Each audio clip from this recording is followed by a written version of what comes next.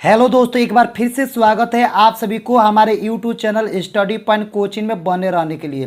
दोस्तों, आज के वीडियो में हम आपको क्लास 10th का बायोलॉजी का ऑब्जेक्टिव क्वेश्चन बताऊंगा। आप लोग वीडियो को अंत तक देखना और सभी प्रश्नों को याद कर लेना। ये सभी प्रश्न आपका मैट्रिक एग्जाम के लिए काफ़ी इम्पोर्टेंट है।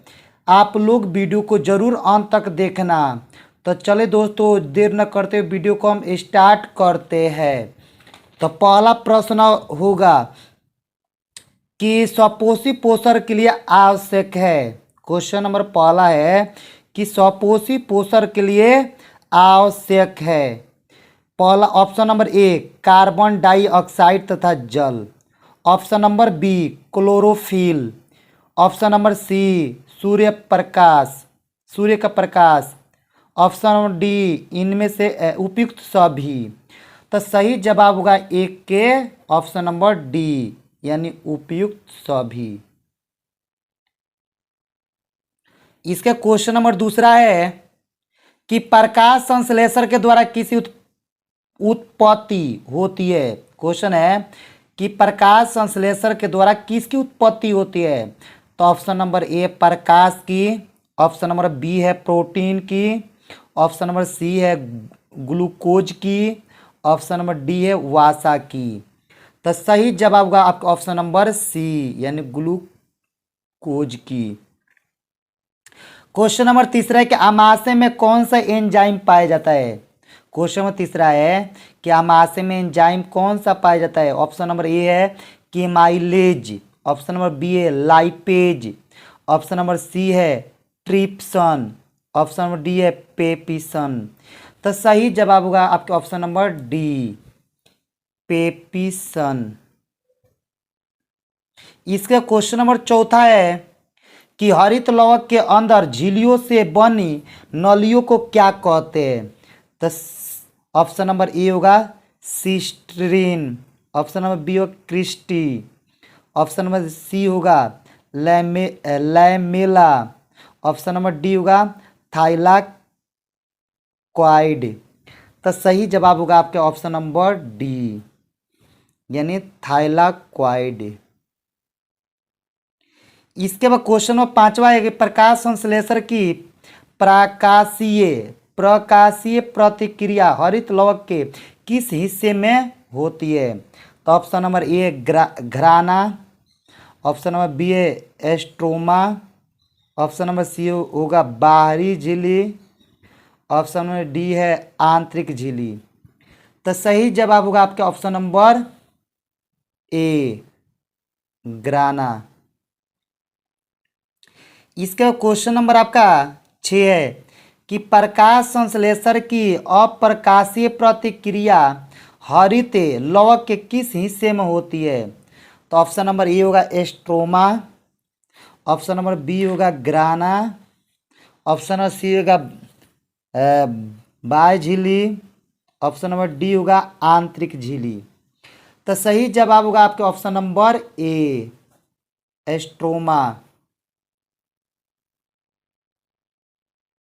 ऑप्शन नंबर ए होगा एस्ट्रोमा। क्वेश्चन नंबर 7वां है कि प्रकाश संश्लेषण की अंध प्रतिक्रिया कब होती है। क्वेश्चन नंबर 7वां है प्रकाश संश्लेषण की अंध प्रतिक्रिया कब होती है। तो ऑप्शन नंबर ए सिर्फ दिन में, ऑप्शन नंबर बी सिर्फ रात में, ऑप्शन नंबर सी सिर्फ अंधेरे में, ऑप्शन नंबर डी रात और दिन दोनों जबकि NADP+2 उपलब्ध रहे। तो सही जवाब होगा आपके ऑप्शन नंबर डी रात और दिन दोनों, जबकि NADPH के पावर +2 आयन उपलब्ध रहे। क्वेश्चन नंबर 8वां है। 8 नंबर प्रश्न हो गया कि प्रकाश संश्लेषण में ऑक्सीजन की उत्पत्ति किससे होती है। क्वेश्चन नंबर 8 है कि प्रकाश संश्लेषण में ऑक्सीजन की उत्पत्ति किससे होती है। तो ऑप्शन नंबर ए होगा CO2 से, ऑप्शन नंबर बी होगा जल से, ऑप्शन नंबर सी होगा CO2 और जल दोनों से, ऑप्शन नंबर डी होगा इनमें से कोई नहीं। तो सही जवाब होगा आपके ऑप्शन नंबर बी, जल से। इसके बाद क्वेश्चन नंबर 9 है कि मनुष्य में कितनी जोड़ी लार ग्रंथियां पाई जाती है। तो मनुष्य में कितनी जोड़ी लार ग्रंथियां पाई जाती है। ऑप्शन नंबर ए 1 जोड़ा, ऑप्शन नंबर बी होगा 2 जोड़ा, ऑप्शन नंबर सी होगा 3 जोड़ा, ऑप्शन नंबर डी होगा 4 जोड़ा। तो सही जवाब होगा आपके ऑप्शन नंबर सी, 3 जोड़ा। इसके बाद क्वेश्चन नंबर 10वां है कि प्रोटीन का अंत एमीना अम्ल में रूपांतरण कौन करता है। क्वेश्चन नंबर 10 है कि प्रोटीन का अंत एमीना अम्ल में रूपांतरण कौन करता है। Option number A pepsin, option number B trypsin, option number C chymotrypsin, option number D exopeptidase. तो सही जवाब होगा आपके option number D, exopeptidase. Question number 11 की पाइरुवेट के विखंडन से यह कार्बन डाइऑक्साइड जल तथा ऊर्जा देता है और यह क्रिया होती है। ऑप्शन नंबर ए कोशिका द्रव्य में, ऑप्शन नंबर बी माइटोकॉन्ड्रिया में, ऑप्शन नंबर सी हरित लवक में, ऑप्शन नंबर डी केंद्रक में। तो सही जवाब होगा आपका ऑप्शन नंबर बी, माइटोकॉन्ड्रिया में।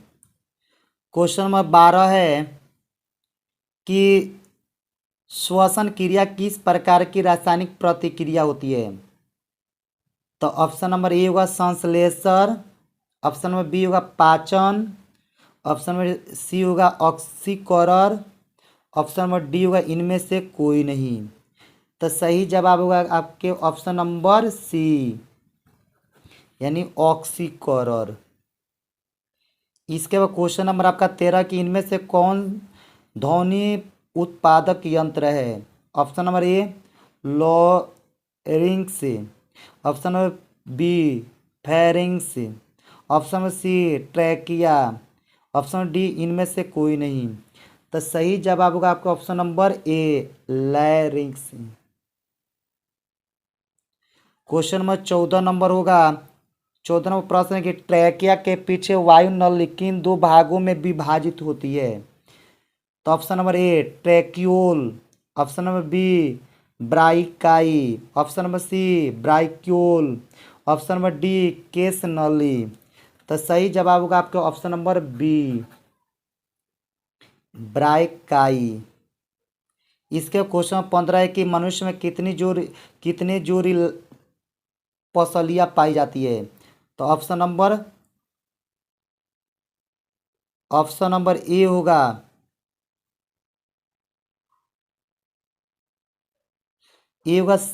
7 जोड़ा, ऑप्शन नंबर बी होगा 9 जोड़ा, ऑप्शन नंबर सी होगा 10 जोड़ा, ऑप्शन नंबर डी होगा 12 जोड़ा। तो सही जवाब होगा आपका ऑप्शन नंबर डी, यानी 12 जोड़ा। इसके क्वेश्चन नंबर 16 है कि पसलियों के बीच कौन सा मांसपेशियां पाई जाती है। तो ऑप्शन नंबर ए प्रोटेक्टर एवं retractor, option number B adductor एवं abductor, option number C radial एवं circular, option number D intercostal. तो सही जवाब होगा आपके ऑप्शन नंबर डी इंटरकोस्टल। इसके बाद क्वेश्चन नंबर आपके 17 है कि मनुष्य में फेफड़े का महत्तम आयतन कितनी होती है। तो ऑप्शन नंबर ए होगा 1500 से 3000 मिलीलीटर, ऑप्शन नंबर बी 3800 से 4000 millilitre, option number D AC 4000 से 5000 मिलीलीटर, ऑप्शन नंबर डी 5400 से 6000 मिलीलीटर। तो सही जवाब होगा आपका ऑप्शन नंबर डी, यानी 5400 से 6000 millilitre.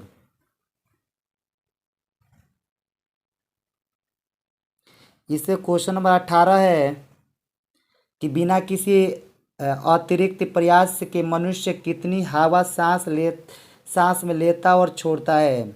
Option number A 500 millilitre, option number B 1500 millilitre, option number C 3000 millilitre, option number D 4000 millilitre. तो सही जवाब होगा आपका option number A 500 millilitre. Question number 19 है कि हीमोग्लोबिन से जुटकर कार्बन डाइऑक्साइड क्या बनाता है। तो option number A oxy haemoglobin, option number B carbo carboxy haemoglobin, option number C carbamino haemoglobin, D इनमें से कोई नहीं। तो सही जवाब होगा आपके ऑप्शन नंबर सी यानी कार्बोमिनो हीमोग्लोबिन। इसका क्वेश्चन नंबर 20 है आपका कि एनॉक्सी श्वसन के कुल कितना एटीपी बनता है। तो सही जवाब होगा आपका ऑप्शन नंबर ए यानी 2 एटीपी। क्वेश्चन नंबर 21 है कि जीवाणु में श्वसन से क्या क्या उत्पन्न होता है। तो ऑप्शन नंबर ए पायरुविक अम्ल और ATP, option number B alcohol carbon dioxide एवं ATP, option number C lactic अम्ल और ATP, option number D carbon dioxide जल और एटीपी। तो सही जवाब होगा आपके option number B alcohol carbon dioxide एवं एटीपी। इसके क्वेश्चन नंबर 21 है कि जंतुओं में अनॉक्सी श्वसन या ऑक्सीजन की कमी रहने पर श्वसन से क्या क्या उत्पन्न होती है। तो सही जवाब होगा आपके ऑप्शन नंबर सी लैक्टिक अम्ल और एटीपी। इसके क्वेश्चन नंबर 23 है इनमें से कौन अनॉक्सी श्वसन नहीं कर सकता है। तो ऑप्शन नंबर ए लाल रक्त कण, ऑप्शन नंबर बी श्वेत रक्त कण, ऑप्शन नंबर सी हृदय मांसपेशी, ऑप्शन नंबर डी उपयुक्त सभी। तो सही जवाब होगा आपके ऑप्शन नंबर ए लाल रक्त कण। इसके क्वेश्चन नंबर 24 है कि इनमें से गैसीय आदान प्रदान कहाँ होता है। ऑप्शन नंबर ए नासिका, ऑप्शन नंबर बी स्वर यंत्र, ऑप्शन नंबर सी श्वसन नली, ऑप्शन डी वायु प्रकोष्ठ। तो सही जवाब होगा आपके ऑप्शन नंबर डी वायु प्रकोष्ठ।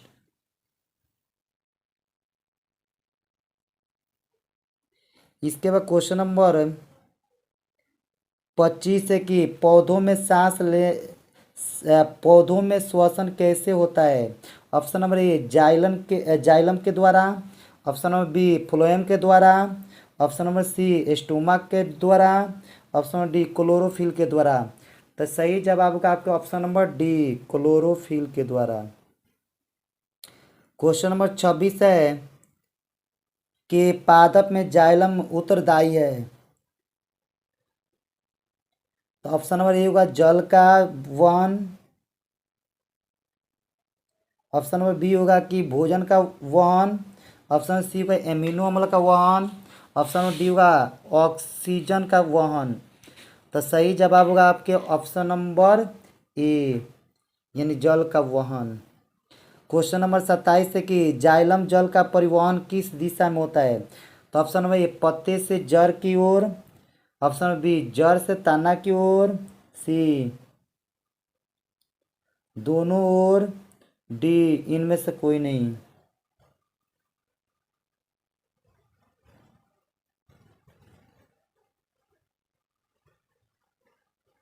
तो सही जवाब होगा आपका ऑप्शन नंबर बी 27 के बी यानी जड़ से तना की ओर।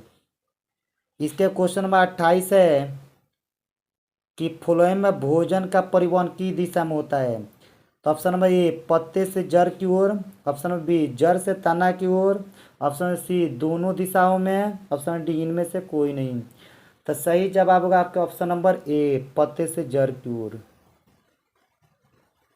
क्वेश्चन नंबर 29 है कि सिराओं में रक्त का परिवहन किस दिशा में होता है। तो ऑप्शन नंबर